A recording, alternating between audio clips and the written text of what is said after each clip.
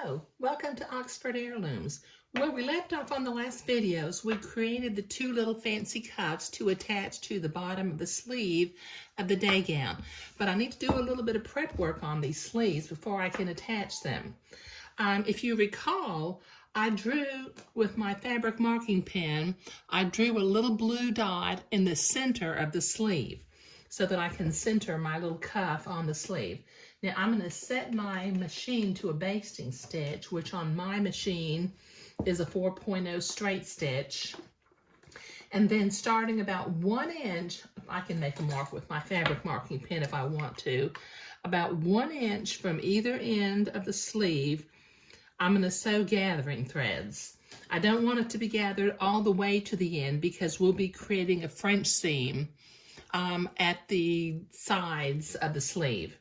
Okay, so I'm going to start about 1/8 of an inch away from the edge of the fabric, and just using a straight stitch and a basting length, I'm going to sew 2 basting threads. The first one will be 1/8 of an inch away from the edge, and the second one will be 1/4 of an inch away from the first one. So that'll take me a minute to do on both sleeves.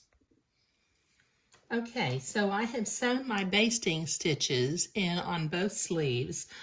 Just so you know, I changed to white thread to do my basting stitches. I guess I really didn't have to, but I did. I just thought I'd let you know.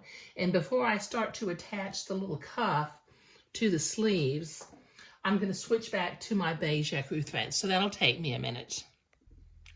Okay, so I have switched back to my beige thread, and I've got my little cuff piece. Now what I'm going to do is I'm going to look at it very carefully, and if you see on this side here, it's got some of the little fuzzies, and it doesn't have the fuzzies on this side. So I'm going to place the cuff with the fuzzy side up towards the front side of the sleeve, and I'm going to pin it right in the center. Okay, and then I'm going to grab my 2 gathering threads down here on the right, and I'm going to draw at my fabric, moving the gathers until they're evenly spaced along the gathering thread, and then I'll start to pin my fancy entree to the sleeve, moving the gathers until they're evenly spaced, and I gotta stretch that out just a little bit because I made it a little bit too short. And then I keep pinning, and I'll do that on both sides of the fancy cuff, and then we'll sew that on, but just a minute. Okay, I've got that cuff pinned to the sleeve. I've got the the gathers are equally spaced. I was just basting, so I need to reset my machine to a standard stitch length so I don't baste my entree on. Okay, and then I'm going to carefully, following the entree ladder and using a straight stitch, I'm going to sew my cuff to the sleeve. Tack it at both ends, take the pins out as I come to them, and go slowly so that I can stay right next to that entree ladder. This will take me a minute. Okay, so I've got that sewn on. Now, normally I would go to the ironing board to iron that seam to the back side, but I don't want to iron the lace, and I don't want to iron the gathers. So I'm going to just finger fold this Swiss Batiste, the seam, to the inside of the sleeve. And as I've mentioned before, Swiss Batiste, with it being 100% cotton and so thin, it really, you can finger fold it. I don't always do, sorry about that. I don't always do that, but I'm going to do that this time. Okay, now I'm going to reset my machine to my zigzag and my entree length.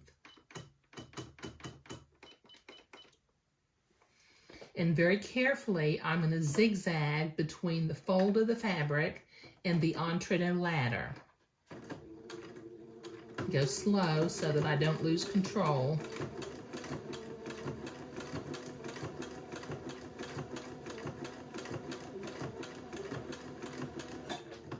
making sure that my seam stays folded to the inside.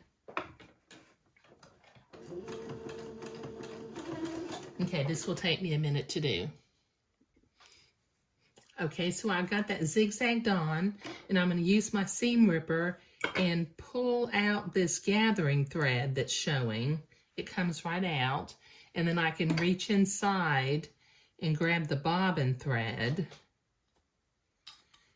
and it will just come right out.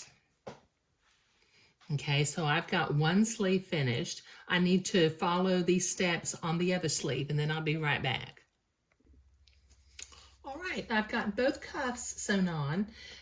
Both of the cuffs have the French Malin lace positioned where the fuzzy side is on the inside of the garment. And as you can see here, my subtle change of color that appears in this garment is really starting to be very, very exquisite. We've got the white wide Swiss batiste in the middle with some ecru lace and entretot. We've got an ecru entretot seam in the garment, and then the little cuffs are also ecru. So this is just going to be very, very pretty. And like I said, the colors being so subtle, not pink or blue, makes a very nice gender neutral gown. So in the next step, we'll start to create some French seams along the sides and along the back. Thank you.